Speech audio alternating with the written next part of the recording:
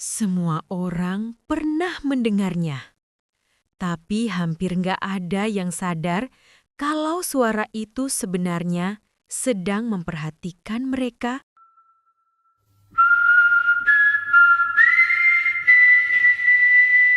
Namaku Lila. Aku biasa hidup tenang bersama suamiku, Arman, dan putri kecil kami, Nara, di sebuah rumah mungil di pinggir kota. Kami menikah 4 tahun lalu.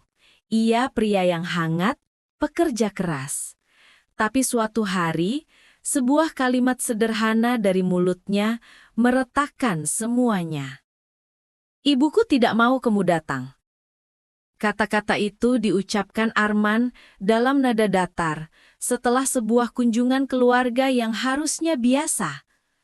Dari kalimat itu mulai tumbuh jarak yang tak kasat mata namun nyata. Malam itu aku menangis panjang. Aku tak paham apa yang membuat ibu mertuaku menolakku. Aku tak pernah menyinggungnya, tidak pernah, setidaknya kukira begitu. Beberapa minggu kemudian, ketika aku memutuskan pergi menemui Arman untuk bicara, kecelakaan menimpa kami. Dunia menjadi gelap. Saat aku membuka mata lagi, aku berada di tempat asing. Bagian 1. Bangun dari gelap. Ruang ICU berbau antiseptik. Lampu remang, ada suara monitor yang berirama seperti nafas yang harus ku sempal-sempal terus dengar. Lila? Suara seorang pria membuatku menoleh. Wajah itu samar, ada yang familiar tapi penuh kecemasan. Arman? Suaraku serak. Ia mendekat, wajahnya pucat. Di sampingnya ada seorang wanita berkerudung, matanya merah. Sejenak, aku pikir itu ibuku. Tetapi itu bukan. Itu ibu Arman. Ia menunduk. Aku di mana? Aku bertanya. Di rumah sakit, jawab Arman. Kamu sempat koma? Ada banyak yang terjadi? Ibu mertuaku menutup mulutnya, lalu berkata pelan, maafkan aku, Lila. Kata-kata itu tak pernah kubayangkan keluar dari mulutnya setelah apa yang kukira terjadi antara dia dan aku. Tapi ada yang aneh. Ajakan maaf itu terasa seperti beban yang tidak mau dikatakan. Ada sesuatu yang tak tersampaikan. Kenapa ibumu tidak mau aku datang? Aku menekan. Ingat peristiwa sebelum kecelakaan. Arman menahan napas. Matanya memandang ke lantai. Semuanya berantakan, Li. Aku sendiri tak tahu bagaimana memulainya. Di ruang itu ada pria lain, dokter jaga menurut Nemtek, yang berbicara singkat, lalu pamit. Saat itu masuk seorang pria tua berjubah gelap, tidak banyak kata, hanya merenung di sudut. Wajahnya tak kurasa asing. Saat ia berlalu, seseorang mendesah pelan. Suamimu telah melakukan kesalahan besar. Bisik yang tak kurasa berasal dari mana? Suara itu menempel di kepalaku seperti bayangan. Bagian 2. Ingatan yang runtuh. Setelah beberapa hari, ingatanku pulih sedikit demi sedikit. Ada jeda, ada ruang-ruang kosong yang tak bisa kulewati. Orang-orang berkata aku mengalami gegar dan trauma. Tapi hatiku tahu ada sesuatu yang lebih. Ada rahasia yang menahan napasku. Beberapa hari sebelum kecelakaan, aku menghadiri acara keluarga Arman. Ibu mertuaku, Sri, tampak dingin. Ia menyela pembicaraan kecil kami, menatapku dengan tatapan yang kupikir terlalu tajam untuk hanya menilai pakaian.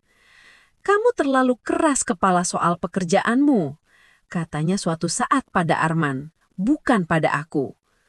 Keluarga butuh perhatian. Aku bekerja untuk keluarga kita juga, Bu, jawab Arman. Nada suaranya seperti menahan badai. Jangan bicara seperti itu di depan Lila. Ibunya menatapku dengan dingin, lalu berkata, "Ibumu tidak mau kamu datang." Kata-kata itu menggantung seperti jebakan yang tak kurasa akan menutup pada kami. Setelah itu, ada bisik-bisik di telinga tentang hutang, tentang surat-surat, tentang satu nama yang tak pernah kubayangkan. Sebuah perusahaan keluarga yang terjerat masalah percobaan penipuan. Arman kerap pulang larut, menelpon dari tempat yang ia katakan kerja lembur. Tetapi kulihat ia gelisah. Aku menuduh terlalu cepat. Ia menolak membuka diri. Malam kecelakaan, kami bertengkar hebat. Ia menutup pintu kamar dan berkata, "Jika kamu tak mengerti, lebih baik kamu pergi." Aku naik ke mobil, menancap gas tanpa tujuan. Hujan seperti membuat dunia menjadi air yang membasuh akal sehat kami. Lalu, lampu kendaraan melintas, dan itu terakhir yang kuingat. Bagian 3. Bisikan di koridor malam. Saat aku sadar, tubuhku sakit. Tetapi yang paling mengguncangkan adalah kata-kata pria tua itu. Bisikan, "Suamimu telah melakukan kesalahan besar." Suaranya seperti menuduh tanpa hati. Aku meminta penjelasan. Arman menangis. Aku meminta tolong padanya. Ia mengakui. Pada seseorang yang tak seharusnya, demi kita, demi memastikan kita bisa keluar dari masalah keluarga itu. Kupelajari kemudian, perusahaan kecil warisan keluarga Arman telah disalahgunakan oleh partner lama, uang menghilang, hutang menumpuk. Untuk menutupi itu, Arman membuat keputusan yang pada akhirnya mencatat namanya dalam sebuah dokumen yang salah. Ia menandatangani sesuatu untuk menyelamatkan perusahaan dengan janji akan membayar kembali perlahan. Namun ternyata dokumen itu tergolong ilegal dan pihak yang memegang dokumen itu menggunakan nama Arman untuk menekan keluarga. Arman menunjukkan padaku dokumen-dokumen, pesan-pesan, bukti transfer. Malam itu, aku merasa dunia kami retak, bukan karena cinta yang pudar, tetapi karena kesalahan yang ditimbun oleh takut, kebanggaan, dan dosa-dosa masa lalu yang tak mau mati. "Aku takut," katanya. "Jika mereka tahu, mereka akan merusak hidupmu. Mereka bilang ibuku tak boleh dekat denganmu karena takut kamu jadi sasaran. Mereka bilang kalau ada yang salah, mereka bisa menjadikan keluarga kita korban." "Apa maksudmu mereka?" tanyaku. Arman menunduk. "Ada orang di luar, orang yang bermain di belakang layar. Mereka memaksaku menandatangani sesuatu. Aku pikir aku bisa memperbaikinya, tapi aku malah membawa masalah ke rumah kita." Mendengar itu, aku melihat kembali wajah ibu mertuaku. Mungkinkah dinginnya bukan semata karena permusuhan terhadapku, melainkan karena rasa takut dan ingin melindungi keluarga? Bagian 4. Kemunculan pria misterius. Hari-hari berikutnya dipenuhi pertemuan dan pertanyaan. Ada seorang pria yang datang berkali-kali ke rumah sakit. Pria itu bukan kerabat. Ia berpakaian rapi, rambutnya disisir rapi, senyumnya berat.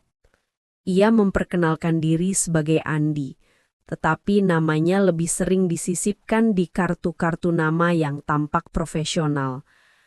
"Aku mewakili beberapa pihak yang berkepentingan," katanya suatu hari. "Kami ingin bicara dengan Arman." "Apa maksud Anda?" tanyaku curiga. Ia tersenyum tipis.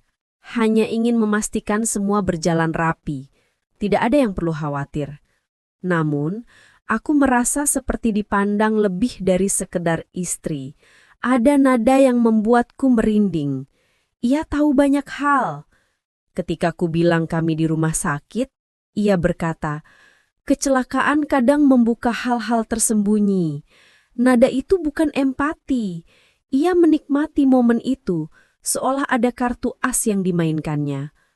Malam itu, saat semua orang pergi, aku mendengar suara di koridor. Ada bisik-bisik, suamimu telah melakukan kesalahan besar. Suara itu kini terasa seperti petunjuk, bukan hanya kutipan acak. Aku mengira aku akan menemukan jawabannya dari Andi. Apa Anda yang bilang itu? Aku menghadanginya di lobi. Andi menatapku, tidak terkejut. Ada yang bilang banyak hal di dunia ini, Bu Lila. Kami hanya menjalankan prosedur. Kalau ada yang ingin kalian jujurkan, sekarang saatnya. Apa yang kalian inginkan? Belak Tanku. Andai aku beritahu semuanya, apakah kau siap menerima konsekuensinya? Ia mencondongkan badan. Kadang kebenaran lebih menyakitkan daripada kebohongan yang rapi. Kata-kata itu menancap. Aku merasa seperti sedang berdiri di atas ambang jembatan yang rapuh. Bagian 5. Pengakuan yang memburu. Arman akhirnya menyerah. Ia mengaku pada jam yang terlambat, dengan nada penuh penyesalan. Aku menandatangani surat itu karena aku takut pabrik ditutup, Li. Ibuku sudah lanjut usia. Aku tak mau ia kehilangan segalanya. Mereka menjanjikan solusi kalau aku bertindak. Mereka meminta tanda tanganku sebagai jaminan nominal.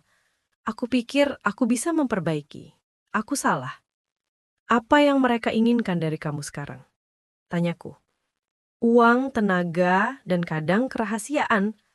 Mereka menyuruhku melakukan beberapa hal yang membuatku malu.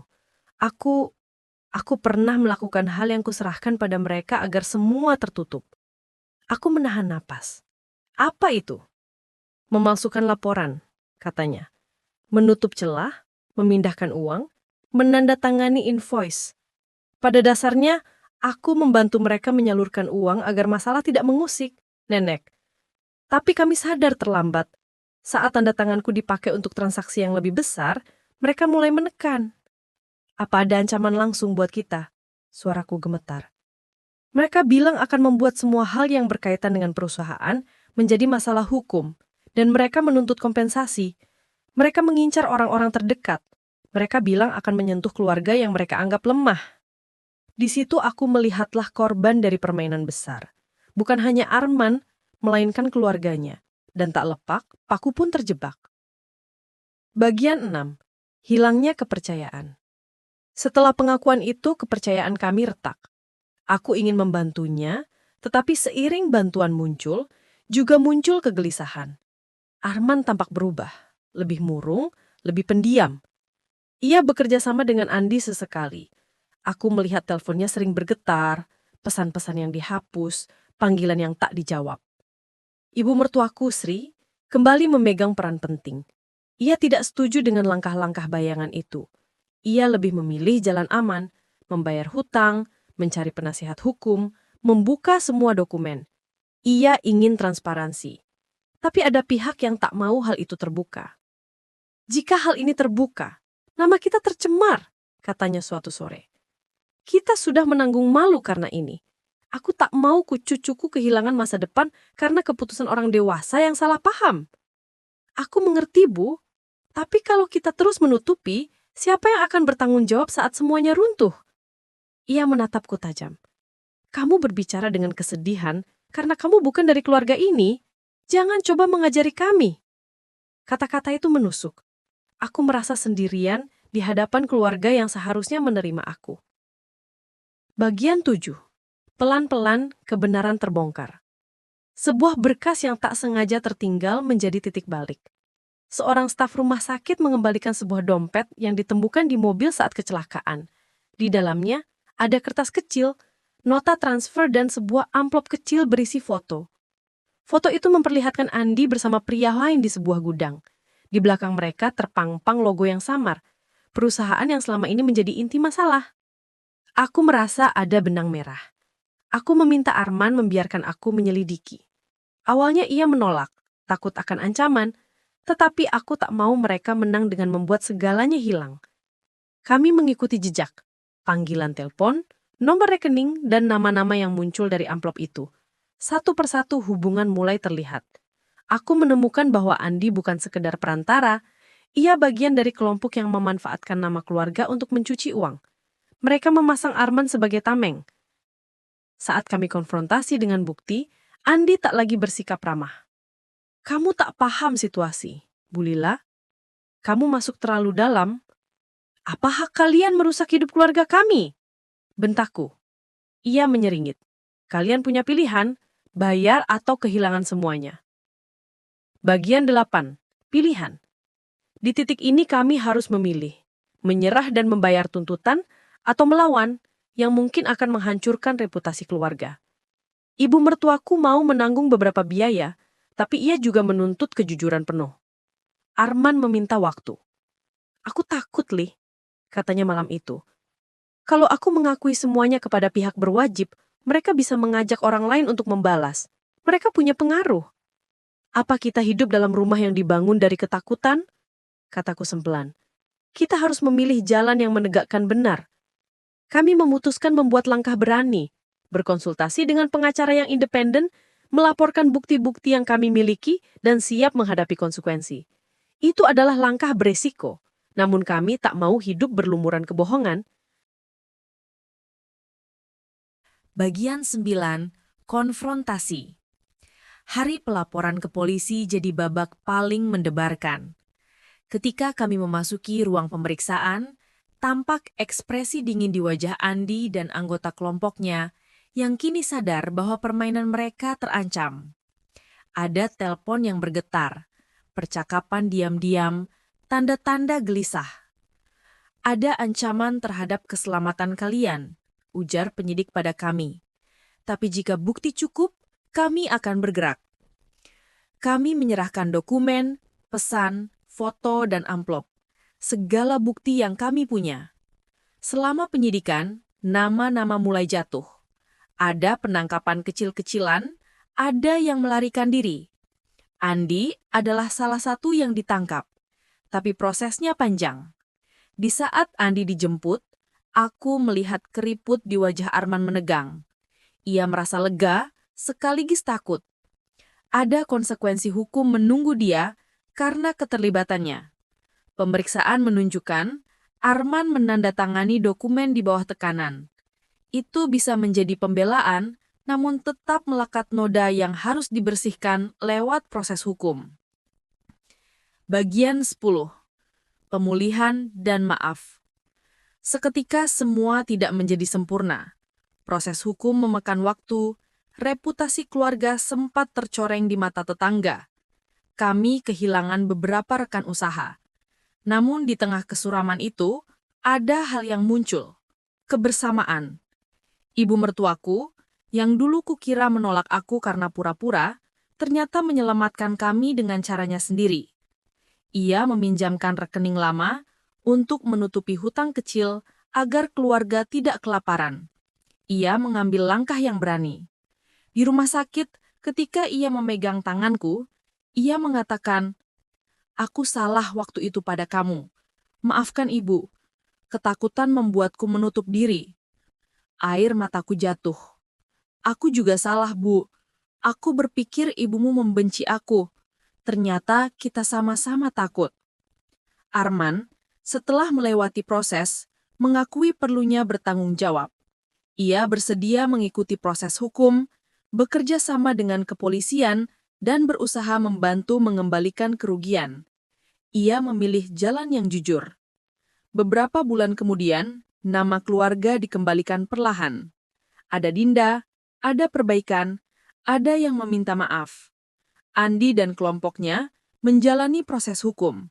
Arman mendapat kesempatan untuk membuktikan bahwa ia bertindak di bawah tekanan.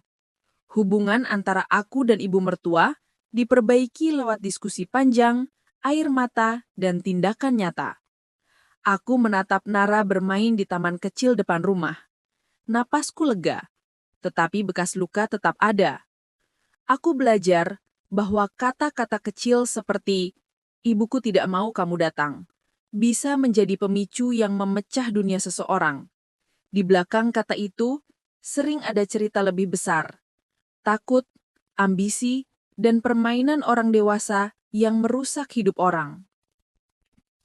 Bagian 11, cucian emosi. Di ruang tamu, sebelum kecelakaan.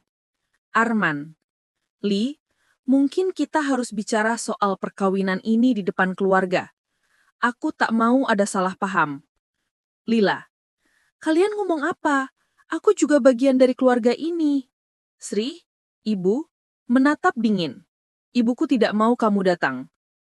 Lila, mengapa? Apa aku pernah melakukan sesuatu pada ibu? Sri, ini urusan keluarga. Kamu tidak perlu tahu. Arman, cukup bu. Jangan bicara seperti itu di depan Lila. Sri, aku hanya melindungi keluarga. Di rumah sakit, ketika Lila sadar. Lila, kenapa kau tidak cerita dari awal? Arman, aku takut kehilangan semuanya, Li. Aku pikir dengan menutupinya, aku melindungi kau dan Nara. Lila, perlindungan yang palsu ini hampir merenggut nyawamu. Arman, aku tahu. Maaf. Konfrontasi dengan Andi. Lila, apa yang kalian inginkan dari kami? Andi, uang, ketaatan, ketenangan. Kalian percayakan nama kalian, kami urus sisanya. Lila, itu bukan hidup, itu perbudakan. Andi tersenyum dingin. Pilihannya ada dua, bayar atau hancur. Setelah Andi dan kelompoknya mulai diperiksa polisi, kita kira masalah selesai. Tapi justru setelah itu, kehidupan kami menjadi lebih mencekam. 3 minggu setelah penangkapan, seseorang mulai mengirimkan pesan anonim ke teleponku. Kau pikir dia bebas begitu saja? Suamimu masih punya hutang. Aku mencoba mengabaikan pesan itu, tapi pengirimnya selalu menggunakan nomor berbeda. Bahkan saat aku menutup aplikasi pesan, notifikasi baru muncul lewat email yang tak pernah kubagikan ke siapapun. Malam itu, aku duduk memegangi telepon dengan tangan gemetar. Arman baru pulang. Wajahnya lelah. Ia duduk, lalu melihatku pucat. Kenapa? Kamu sakit? Tanyanya. Ada yang mengirim pesan aneh. Katanya kau masih punya hutang. Arman menatapku lama. Sangat lama. Itu bukan Andi. Itu pasti orang yang ada di belakangnya. Aku bergidik. Siapa? Orang yang bahkan aku sendiri tak pernah bertemu. Mereka hanya disebut pemilik buku abu. Buku apa? Arman menghela napas panjang. Buku catatan transaksi gelap. Katanya pemilik buku itu bisa menurunkan atau menaikkan nama orang hanya dengan satu tanda tangan. Malam itu, aku tak bisa tidur. Di luar jendela, ada cahaya dari lampu jalan, tapi entah kenapa rasanya seperti ada yang mengintai dari balik tirai. Saat aku terpejam, aku mendengar suara lembut. Semuanya belum akhir. Aku membuka mata, tapi tak ada siapa-siapa. Bagian 12. Diam-diam, dia mengawasi. Keesokan harinya, ibu mertuaku datang mengunjungi kami. Ibu Sri berkata, besok kita rapat keluarga. Ada yang harus kita bicarakan. Nada suaranya seperti seseorang yang sudah siap menghadapi badai besar.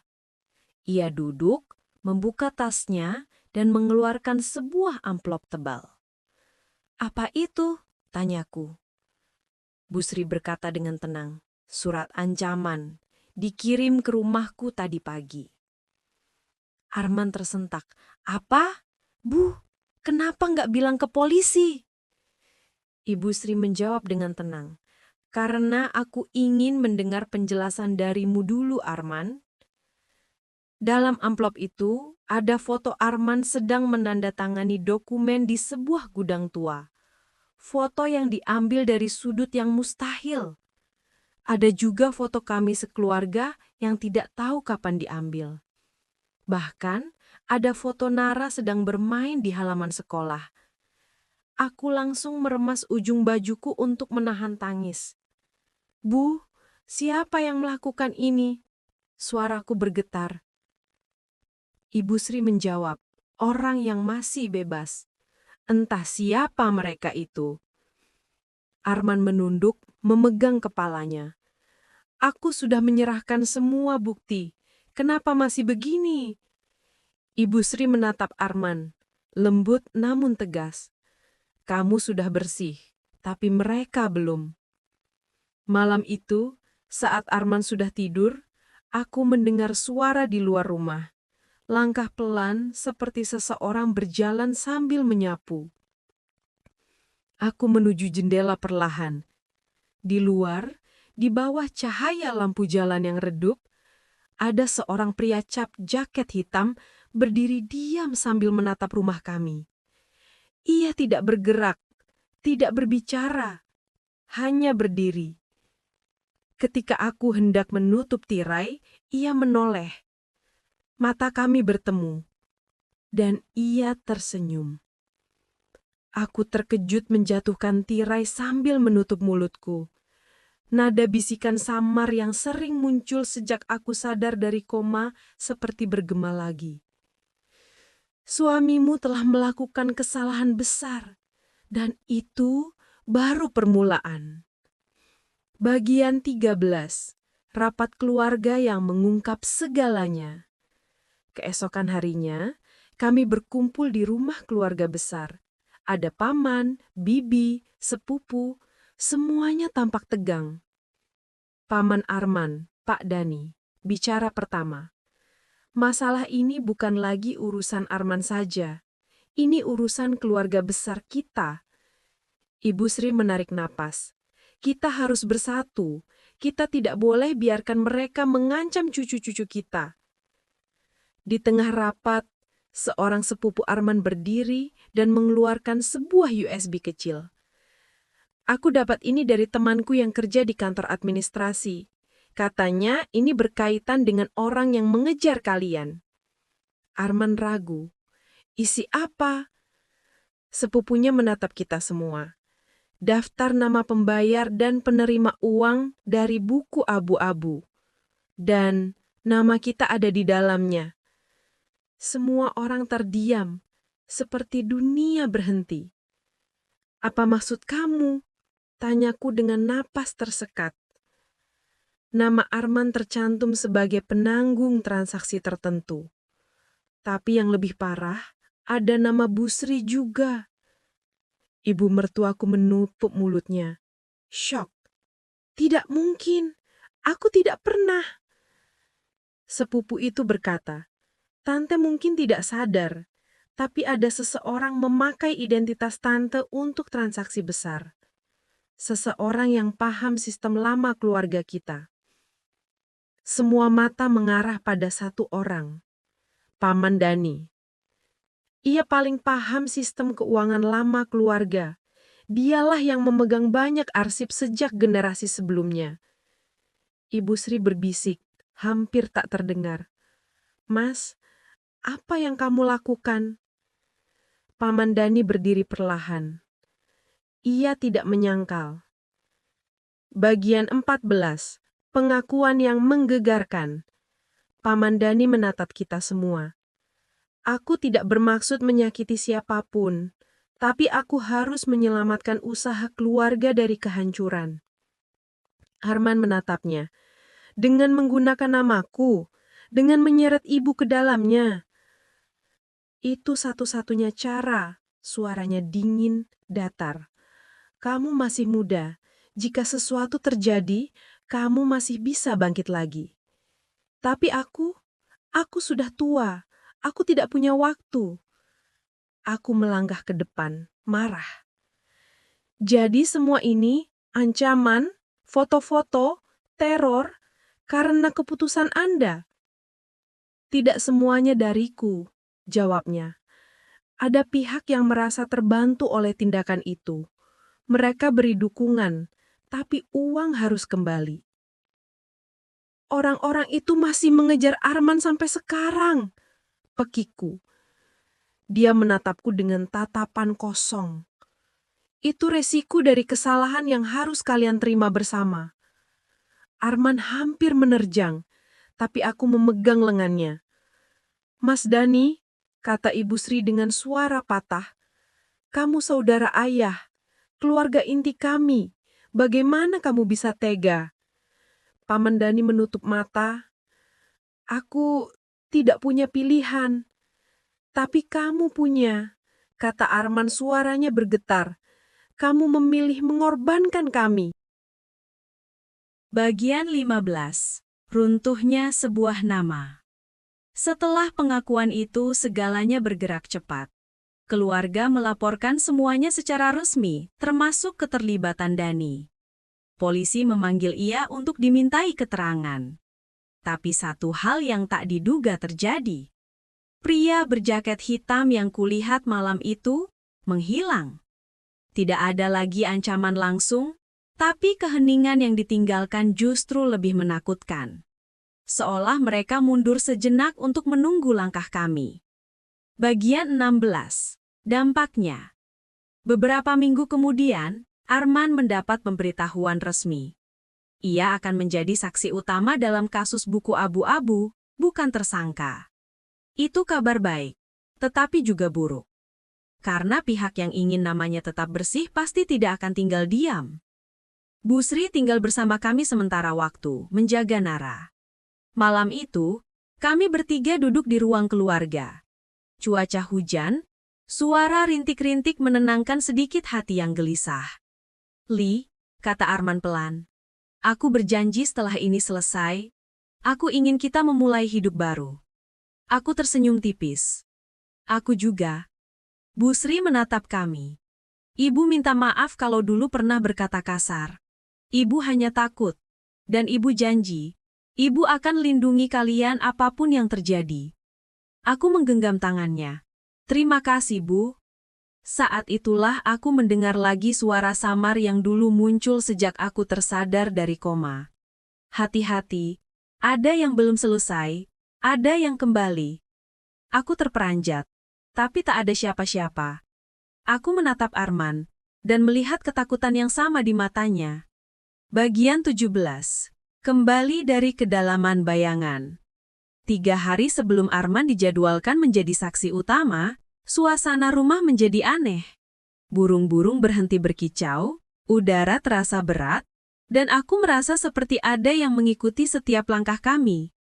Malam itu hujan deras. Ketika aku menuju dapur untuk mengambil air, aku melihat sebuah bayangan berdiri di pagar rumah melalui jendela. Bayangan itu tidak bergerak, hanya menatap ke arah rumah. Aku memanggil Arman. Namun ketika kami mendekat ke jendela bersama, bayangan itu menghilang. Hanya ada gerimis dan angin.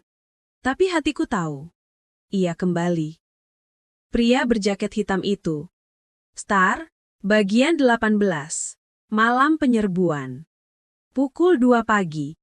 Ketika semua orang terlelap, ada suara kuat di halaman depan. Seperti sesuatu jatuh atau dipecahkan. Arman terbangun duluan. Li, tetap di sini. Tapi, jaga Nara, apapun yang terjadi. Ia mengambil tongkat besi yang ia simpan di bawah kasur sejak ancaman pertama datang. Tiba-tiba listrik padam. Rumah gelap total. Aku mendekap Nara erat-erat. Bu Sri keluar dari kamar dengan wajah pucat. Arman, bisiknya. Suara langkah kaki terdengar dari luar. 1, 2, 3, bukan hanya satu orang.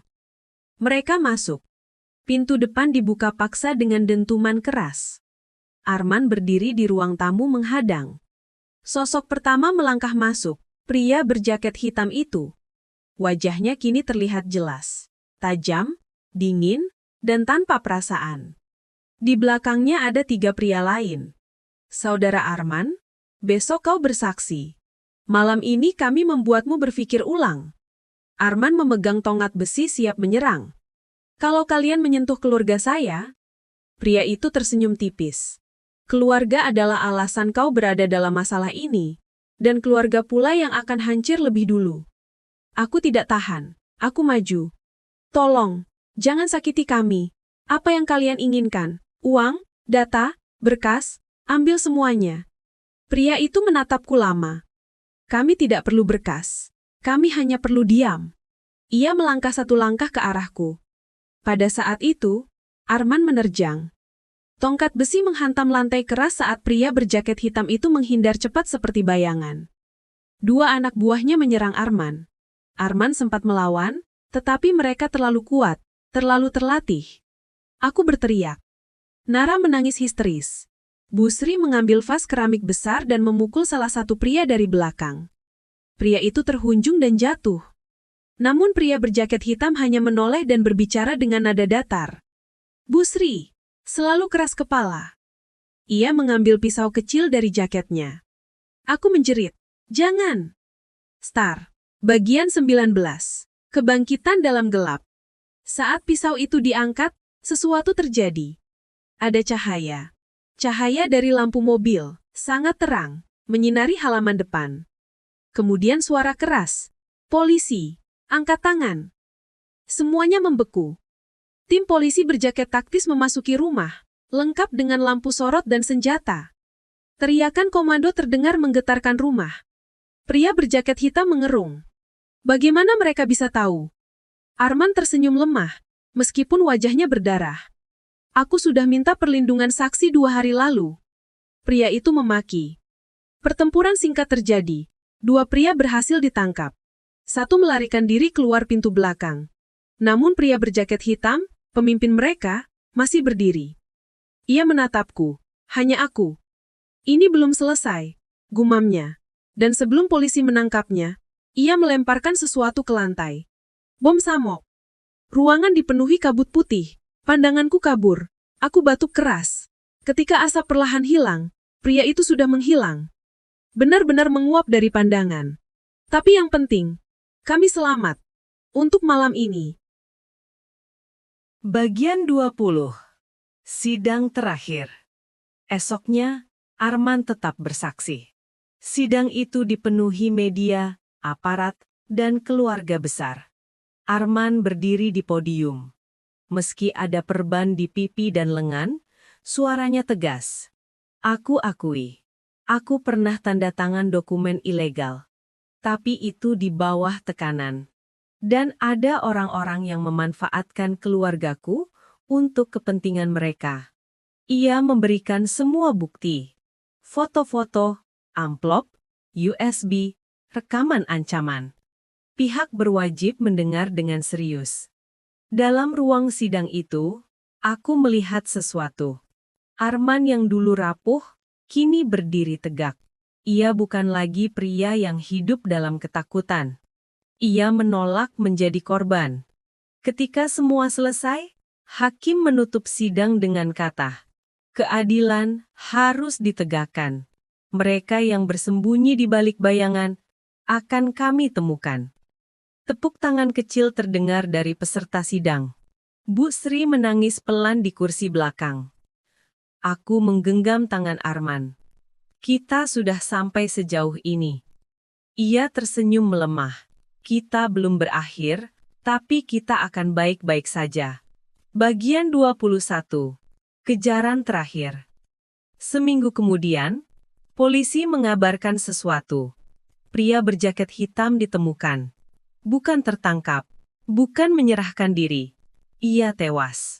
Tubuhnya ditemukan di pinggir sungai, dalam keadaan mengenaskan. Tidak ada identitas, tidak ada barang pribadi. Seperti seseorang ingin menghapus keberadaannya. Polisi berkata ia mungkin dibunuh oleh kelompoknya sendiri setelah gagal menjalankan tugas. Atau ia mencoba melarikan diri dan dikhianati. Apapun alasannya, ancaman itu telah berakhir. Aku merasa lega, sekaligus ngeri. Dunia di balik buku abu-abu lebih gelap daripada yang kita kira. Bagian 22. Pemulihan. Beberapa bulan berlalu, Arman bekerja di tempat baru. Usaha keluarga dipulihkan perlahan-lahan dengan bantuan pengacara dan pihak berwenang. Bu Sri tinggal bersama kami untuk sementara waktu, lebih hangat, lebih terbuka. Trauma itu menyatukan kami dengan cara yang tak pernah kami bayangkan. Nara kembali ceria. Rumah kembali tenang. Untuk pertama kalinya setelah sekian lama, aku merasa tidak lagi diawasi. Bagian 23. Suara di balik angin. Suatu sore, saat angin menghembus lembut, aku berada di balkon sambil memandang matahari terbenam. Aku ingat suara itu. Suara yang muncul sejak aku bangun dari koma. Suamimu telah melakukan kesalahan besar. Kini, untuk pertama kalinya, suara itu terdengar sangat jauh. Seperti gemuruh dari masa lalu yang sudah tidak punya kekuatan lagi. Arman merangkulku dari belakang. "Kamu masih takut?" tanyanya. Aku menggelengkan. "Tidak, kita sudah melewati neraka, dan kita kembali hidup." Ia tersenyum. "Aku berjanji tidak akan ada lagi rahasia di antara kita. Kita mulai hidup baru ya?" "Iya." Kami memandang langit yang perlahan berubah warna menjadi emas. Samar-samar, aku merasa seseorang atau sesuatu sedang mengawasi dari jauh. Tapi kali ini aku tidak takut. Karena apapun yang ada di luar sana, kita sudah lebih kuat. Dan cerita kami belum berakhir. Tapi untuk bab kelam itu, ini adalah akhirnya. Dan itu akhir yang kami menangkan.